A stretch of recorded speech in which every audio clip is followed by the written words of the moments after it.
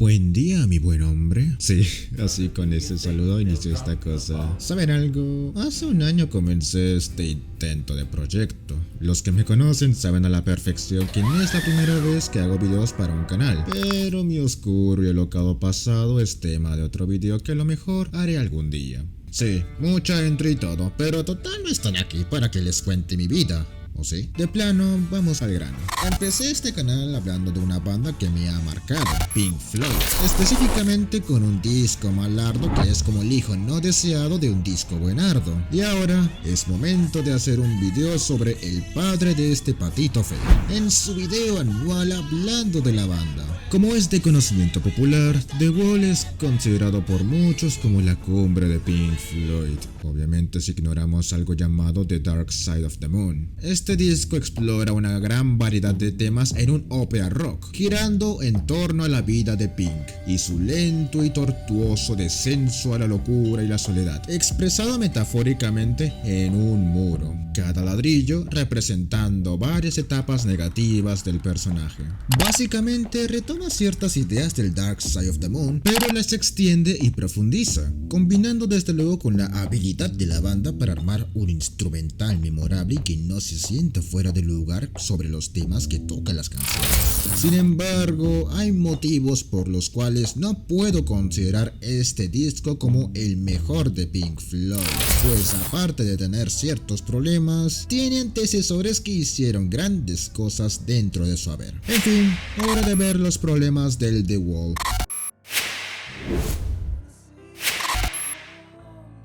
Esto puede sonar contradictorio, puesto que en la introducción, de cierto modo, he alabado dicho punto, pero antes de sacar sus conclusiones, permítanme explicar por qué también, a pesar de que esto funciona, también resulta ser un problema. Vamos por partes explicando la narrativa. En el primer lado del disco se nos introduce a nuestro prota, Pink, y sus distintas desventuras que lo terminan marcando psicológicamente, como el hecho de no tener un padre presente, una madre muy sobreprotectora que de cierto modo influyó en que Pink tenga una inseguridad tremenda, el hecho de que su novio le engañe, una educación bastante abusiva, etc. Todo esto se ve reflejado en canciones como Mother, con líneas como Mother, do you think they'll drop the bomb? Mother, do you think they'll like this song? Pueden ser interpretadas como normales inseguridades, pues podemos deducir que Pink creció en una ambiente bélico y tiene el miedo normal de ser atacado en plena guerra, pero luego pasamos a líneas como Mother, do you think she's good enough for me? Reflejan ya una dependencia del personaje hacia su madre, exponiéndose en cosas como el amor de su vida o si esta persona es la indicada. A lo largo de la canción, la madre toma un papel sobreprotector sobre su hijo,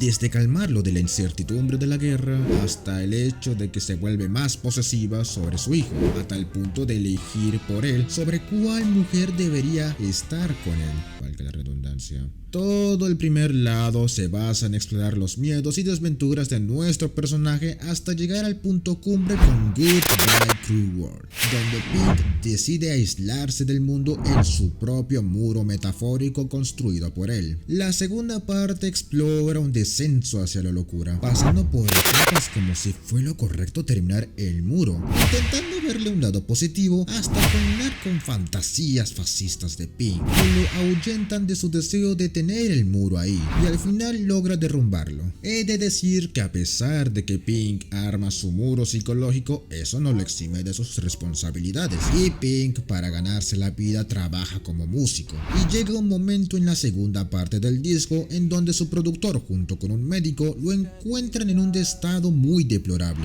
y lo recomponen para que pueda continuar con el show, mientras se siente como su mundo cada vez se hace más difuso. Todo lo que mencioné anteriormente se ve reflejado en la mejor composición del álbum, Comfortable Numb, que habla sobre estos temas y de cómo a pesar de estar en pésimas condiciones, la empresa musical no te espera y por ende el show debe continuar, te guste o no, inyectándole fármacos para tal misión, cosa que derivaría más tarde en su alucinación como dictador fascista. Y Aquí Aquí está la narrativa resumida del The Wall. Hablar de todo el guión del álbum tomaría más tiempo si se hace de forma más detallada, y para lo que nos compete es mejor ir sintetizando para ir directo a las flaquezas del álbum. Para empezar, hasta Goodbye Blue Sky las cosas están bien puestas. Esta última canción refuerza el hecho de que Pink vivió en épocas bélicas para la humanidad, lo cual explica el por qué no tiene a su padre con él. También se nos explica correctamente que sus maestros son abusivos. Hasta aquí no hay problema, pero comenzamos a flanquear en Empty Spaces, en donde Pink solo se pregunta cómo debería terminar el muro, y de una saltamos a Young Lost, en donde Pink ya es un músico y está cometiendo infidelidad a su esposa. Esto escuchando la letra subida de tono en la canción. Aquí hay un problema, pues no se nos explica cómo Pink decide volverse músico, cómo conoce a su mujer, si su madre tuvo algo que ver, etc. Todo esto pudo ser material que la banda pudo aprovechar para enriquecer la narrativa. De hecho, Empty Spaces es muy pobre hablando narrativamente, pues poco o nada aporta a la narrativa del álbum, y solo tenemos al personaje preguntándose cómo debería completar el muro. Ahora aquí una aclaración. Soy consciente de que esta es una parte incompleta, pues originalmente esta canción iba a ser complementado con What Shall We Do Now, en donde el personaje entra en cuestionamientos más concretos. Esta canción por cuestiones técnicas quedó fuera del álbum. El problema es que aún con la inclusión de la canción antes mencionada, Empty Spaces, aparte de ser lo antes mencionado, sería un relleno innecesario para el álbum, pues los temas que medio intenta abarcar ya son tocados mejor en What Shall We Do Now. Otro problema es la consecuencia Young Lost. Al final de la canción, Pink se entera que su mujer le es infiel y las dos siguientes canciones exploran su sufrimiento de este hecho. El problema es que realmente no me puedo comprar este sufrimiento si antes me planteas que Pink fue infiel antes. Lo haces parecer como un hipócrita. Una solución a este problema lo hicieron los mismos tipos en la película del disco, en donde primero mostraban la infidelidad de la mujer y ahí podemos medio entender mejor las acciones de nuestro personaje. Sin embargo, la película y el disco son cosas distintas y tienen diferencias remarcables. Otra canción que no aporta mucho al lore de The Wall es Killer, que habla de la artista del mismo apellido, la cual hizo una canción optimista sobre la guerra, remarcando el hecho de que nos volveríamos a ver, cosa que en Pink no sucede con su viejo. Lo podemos ver como relleno porque es una canción cuyos temas son tocados anteriormente en el disco, como el sentimiento de soledad, la incertidumbre bélica y la desaparición del padre de Pink. Por otra parte, temas como Bring the Boys Back Home, Is There Anybody Out There pecan de ser muy simples y poco trabajadas hablando líricamente, a comparación de otros temas del disco que usan metáforas o líneas bien trabajadas. Basta con poner un fragmento de estas para darse cuenta. De hecho, este tipo de canciones las veremos más adelante con otro punto negativo que encasilla mejor estas cosas. Pero regresando al tema, un último error puede ser el final poco claro del disco. No sabemos qué pasó con Pink después de destruir su muro, y solo podemos suponer cosas como que a pesar de que destruyamos nuestros muros, otros irán apareciendo. Esto en referencia a las líneas que aparecen al final de Outside the Wall y en el inicio de In the Flesh. Si bien lo que trata de abordar The Wall lo hace generalmente bien, tiene ciertos detalles que lo manchan. Algunos pueden parecer insignificantes y otros son hoyos en el guión que no podemos dejar pasar por desapercibido. Sin embargo, mencioné anteriormente de la existencia de otro detalle en base a las explicaciones en torno a algunas canciones, lo que nos lleva...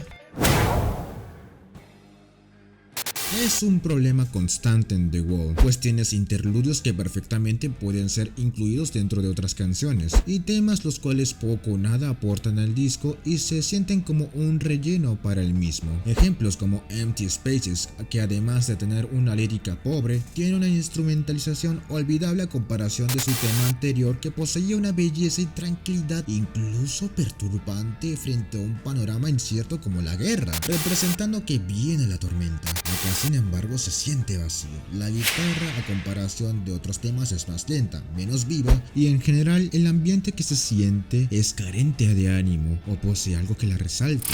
De ahí tenemos a The Happiest Days of Our Lives, que perfectamente la incluiría en Another Brick parte 2, al sonar muy parecidas y esta puede servir como una intro perfecta a esta canción. Es más, ambos hablan de la educación de Pink y lo tan abusiva que era, cosa que perfectamente la hace incompatibles para encajar en un mismo tema. Los problemas del relleno se hacen más evidentes en la segunda parte del disco, canciones como Vera y Bring the Boys Back Home, que ya expuse que no aportan nada a la narrativa del disco y se sienten como relleno. Y a esto debo sumarle Is There Anybody Out There, canción que literal solo se resume en repetir el título de la misma como lírica. Si bien se puede entender como que Pink desea saber si hay alguien del otro lado del muro, pienso que este tipo de temas se abordaron mejor en Hey You, en donde se aborda muchísimo mejor este deseo de tener a alguien al lado, o por lo menos saber si ese alguien está ahí. Musicalmente hablando, Is There Anybody Out There solo es recordado por el solo de guitarra acústica del final, que le da un ambiente melancólico y depresivo al tema, pero si de solos de guitarra hablamos, este se queda muy atrás de otros como el de Hey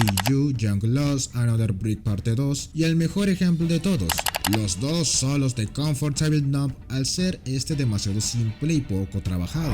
The Show Must Go On, no la canción esa de Queen que Freddie cantó antes de ir al cielito lindo, sino de este álbum. Aunque subjetivamente hablando me gusta su instrumental y la voz de Gilmour aquí, me duele decir que también entraría como un relleno e interludio innecesario, pues prácticamente los temas que aborda son que a pesar de las circunstancias el show debe continuar, cosa que Comfortable Numb me dio hace con las líneas del doctor. En lugar de esta canción, pienso que se pudo hacer una transición directa entre la ya mencionada Comfortable Numb en The Flesh, más o menos como se hizo en la película. Así podías extender mejor algún tema que podía dar para más. Abro paréntesis acá para decir que las versiones en vivo de Run Like Hell son mucho mejores que las del disco. Sniff, sniff. Y si con todo esto no he logrado terminar de convencerlos, siempre tengo al Last bajo la manga, la canción más olvidable, rellenástica y pobre del disco.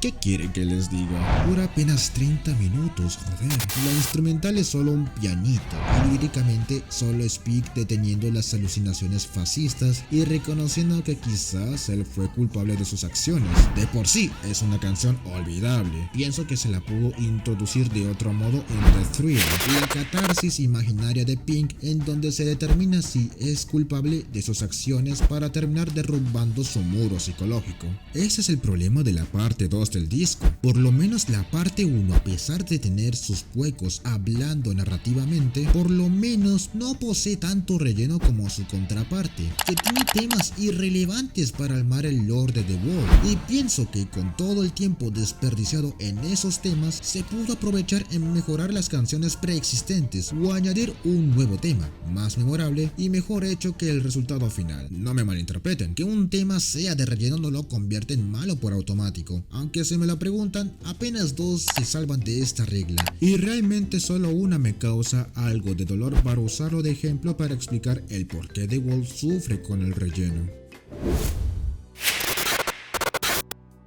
Como bien saben, Pink Floyd desde Atom Heart Mother hasta el Wish You Were Here era una banda progresiva que encontró su sonido en álbumes como Metal y Dark Side of the Moon principalmente. La banda había encontrado su estilo. Wright estaba creando atmósferas acorde a los temas con su sintetizador, y estos eran complementados por la batería rimbombante de Mason y las guitarras tanto rítmicas como solistas de Gilmour, acompañadas desde luego con las líricas de Waters. La banda nunca tuvo como fuerte los bajos, eso sí, pero hay que reconocer que de vez en cuando este instrumento con la dirección de Waters tenía sus luces, como en One of These Days con su bassline o en Dark Side con la intro de Time emulando una percusión y la bassline de Bonham. Tienes en consecuencia un sonido que se complementa a base de las guitarras y teclados, sumergiéndonos en una serie de sensaciones y atmósferas que de vez en cuando el bajo ayuda a reforzarlos con la batería generalmente correcta de Mason. A lo que quiero llegar es que Waters, a pesar de no ser un bajista tan excelso, mínimo lo compensaba líricamente hablando y una que otra participación dentro de su bajo. El problema es que poco poco a poco Waters comenzaría a apoderarse de la fuerza creativa de la banda. Esto no solo se mostraba líricamente, en donde el bajista ya dominaba desde antes, sino que ahora la parte instrumental sería conceptuada bajo su persona de una manera muy dominante, a partir de Animals. Esto se debe también a otros factores como los discos solistas de Wright y Gilmour, haciendo que para la época de The Wall, estos dos no tengan muchas ideas sobre la mesa. Sumando al carácter intratable de Waters, daría como consecuencia un álbum que, de no ser por ciertos deslices, podría parecer perfectamente como un trabajo solitario.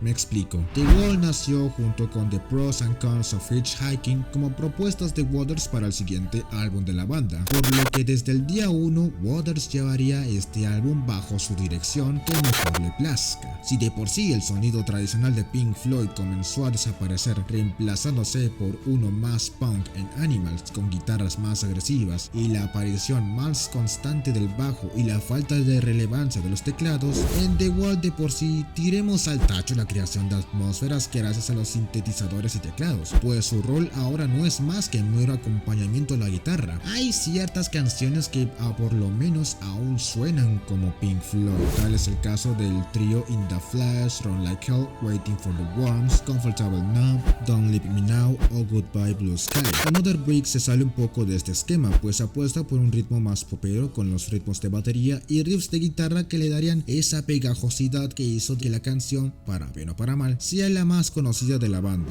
El problema es que The Wall también presenta canciones que distan de ser algo que escucharíamos por parte de Pink Floyd. No es malo que la banda experimente, eso sí, siempre y cuando sea algo reconocible y de cierto modo aún se sienta como si aún escucháramos Pink Floyd. Y luego hay canciones como Vera, Bring the Boys Back Home, Nobody Home o The Thrill que ya resultan bastante alejados del estilo de la banda, solo optando por orquestalizaciones en vez de soluciones más orgánicas con la habilidad de los miembros de la banda para crearse las sensaciones que las canciones necesitan. Vamos a poner un par, eso sí, me gustaría rescatar a The Thrill, pues al menos aún cuenta con algunas guitarras que van anunciando que se viene algo grande al final, además de que comparando con las otras canciones, esta suena con tonos más diferentes, pues un ambiente un tanto cirquero o como si estuviésemos en alguna suerte de corte medieval por la orquesta rimbombante y de cierto modo juguetón, mientras nos acercamos a un ambiente confrontacional. El problema es que esto sentaría un triste precedente de que el sonido Pink Floyd está desapareciendo. Los teclados ya no tienen ese mismo rol de antes. El bajo de por sí no está al nivel de Animals, con esos bass lines pegadizos y bien ejecutados que acompañan a los solos, y se reducirían a un papel más de acompañamiento, dejando a las guitarras desprovistas de otros elementos para poder brillar. Pero bueno, por lo menos las canciones aún suenan bien y tienen una composición bastante atractiva, aunque desgraciadamente no están al nivel de obras como Wish You Were Here, en donde se aprovechaban todos los instrumentos para crear un producto que te introduce a un mundo bastante tétrico y mecánico como lo es la industria musical, haciendo que las personas que alguna vez brillaron se pierdan ahí. Todos estos problemas que mencioné se agravarían aún más en The Final Cut alias The Wall 2, donde de plano casi todas las canciones suenan igual, hay una gran monotonía en cuanto a líricas e instrumental y por lo general el disco es para dormir. Y es triste porque el sonido Pink Floyd como lo conocíamos no volvería. Tendríamos un último intento con The Division Bell, pero ciertos factores impedirían que alcance por lo menos algo de lo que fue algún disco de la época dorada. The Wall no es mal álbum, decir algo así es inadmisible dando a los grandes atributos que tiene, pero estos errores innegablemente manchan su reputación. Algunos se solucionarían en la película del disco, otros simplemente se quedarían ahí, esperando a ser descubiertos. Es por estas razones que personalmente no lo considero el punto cumbre de la banda. Tiene al frente a dos antecesores bastante exitosos y que marcaron un camino para la banda, aunque si en algo todos coincidimos es que este disco fue el cierre de la época dorada de Pink Floyd, en donde la banda sacaría sus mejores trabajos hasta la fecha, y que tristemente comenzaría a irse en pique en The Final Cut, y no volverían al mismo nivel de antaño. Damas y caballeros, The Wall, el álbum que marcó el final de una era y el fin de una banda, tal y como la habíamos conocido.